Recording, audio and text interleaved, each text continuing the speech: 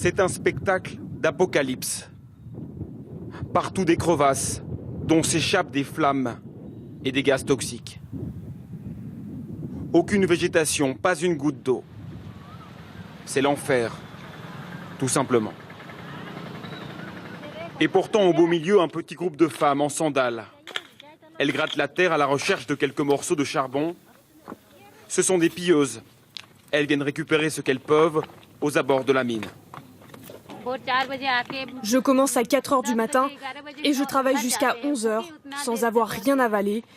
Si je parviens à remplir un panier, je le revendrai 30 ou 40 centimes d'euros. Et avec ça, il faudra que je vive toute une journée. Nous sommes sur le toit d'une gigantesque mine de charbon. Certaines parties surexploitées se sont enflammées. Un phénomène naturel dû à la présence d'oxygène dans les mines mal entretenues. Et la terre brûle, sans discontinuer depuis 100 ans. 40 000 personnes vivent et travaillent ici, hommes, femmes et enfants, installés sur un brasier géant. Parmi eux, Anju Devi, 25 ans. Elle a toujours vécu sur ces terres brûlantes. Elle partage cette maison avec sa mère, sa sœur et 3 enfants.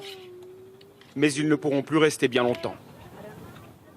Le sol est tellement brûlant que nous ne pouvons même pas dormir ici. Nous devons rester dehors. Le feu nous entoure. Nous ne voulons pas partir, mais il nous poursuit. Beaucoup de personnes sont tombées dans les crevasses et ne sont jamais revenues. C'est tellement profond. Quand vous tombez, vous vous enfoncez toujours plus et vous ne revenez jamais. Les terrains appartiennent aux habitants, mais le gouvernement veut les récupérer afin d'extraire toujours plus de charbon. Alors il laisse la terre brûler.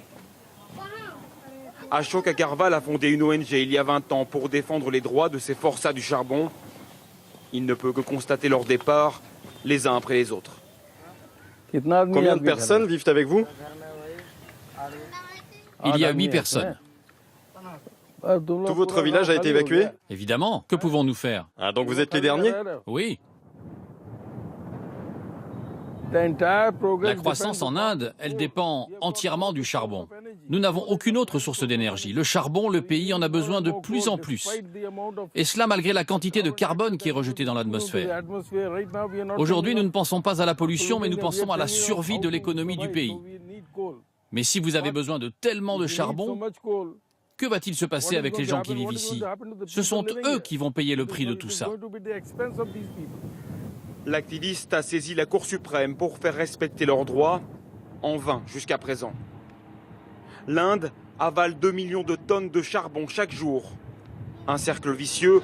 Pour maintenir la croissance, il faut creuser toujours plus et à n'importe quel prix.